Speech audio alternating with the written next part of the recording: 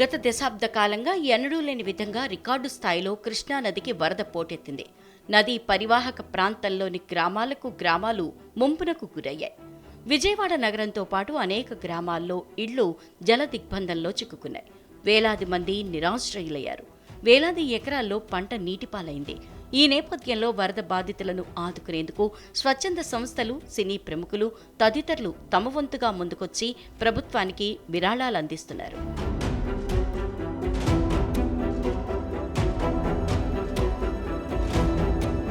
ఈ క్రమంలో ఆయ్ చిత్ర బృందం వరద బాధితులకు ఆర్థిక సాయం అందించేందుకు ముందుకొచ్చింది. సోమవారం నుండి వారాంతం వరకు ఆయ్ సినిమాకు రానున్న వసూళ్లలో నిర్మాత షేర్లో 25% జనసేన పార్టీ తరపున విరాళంగా అందిస్తున్నట్లు చిత్ర బృందం ప్రకటించింది.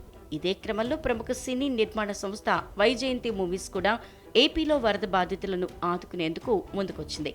తమ వంతు సాయంగా ఏపీ సీఎం సహాయ నిధికి 25 లక్షలు విరాళంగా ఇస్తున్నట్లు ప్రకటించింది. రేపటి కోసమంటూ సోషల్ మీడియా వేదికగా ప్రకటన విడుదల చేసింది.